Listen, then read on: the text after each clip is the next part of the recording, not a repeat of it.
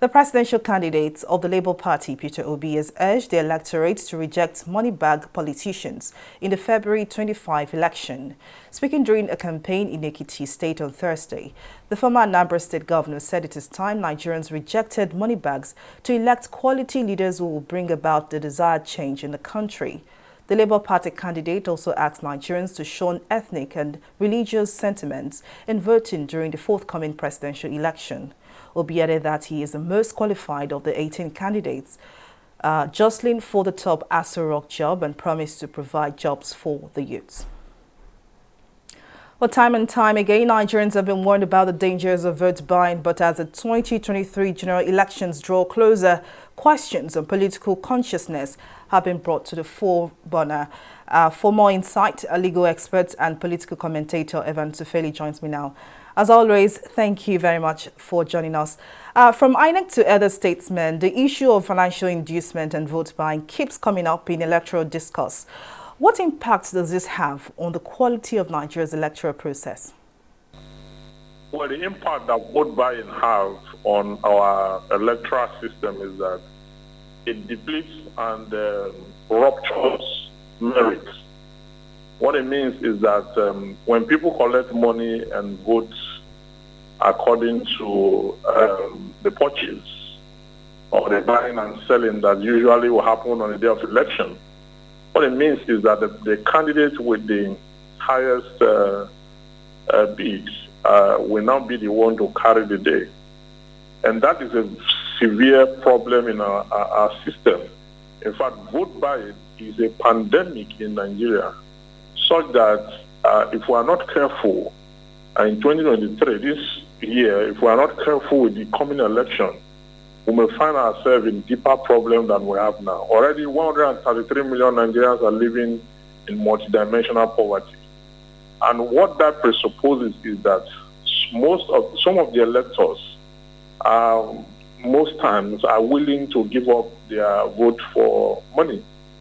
And that is the problem. So the impact of it is that it will erode good governance, because if majority of the electors have sold their vote, they will have no moral justification to ask government for accountability. That is one. Two, it places us as a laughing stock in the international community, because right from 1999 to date, we have not been able to curb the issue of vote buying. And the major factor of this vote buying is poverty and indiscipline, ignorance, lack of self-discipline is what is really permeating the electors. But we have said it time and again that people should not collect money from politicians.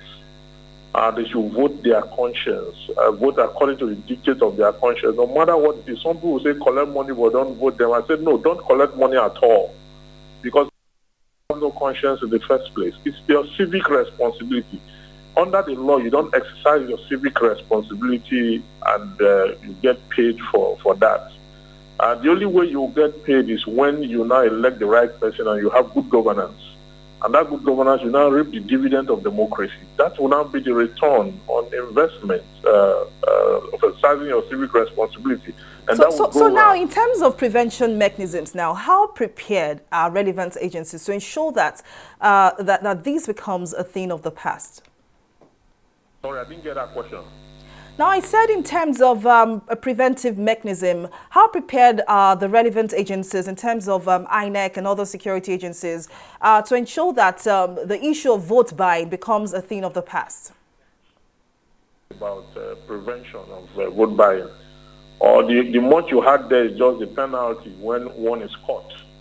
The penalty for which is 100,000 naira or 6 months imprisonment, as you have it in the Electoral Act. But I think that the law should go beyond just that. Those who come to buy votes and those who are there on that day to sell votes, there should be some level of legislation that will go beyond just punitive. there must be some preventive measures through the security agencies. I mean, during the primaries, we saw EFCC at the polling units. But how much of that do we have in the general election, where you have several local governments and you have thousands of polling units scattered across the country? Where's the manpower to man that? So the only way we can do it is to instill discipline in the electorate and the citizenry. So let them know that and definitely, Evans, to eradicate poverty, because without taking out poverty, I mean, it's quite difficult to change the minds of a poor Nigerian who needs that, little bit of money for himself or herself. But legal expert and political commentator Evans Ufeli, thank you very much, as always, for your time and your contribution.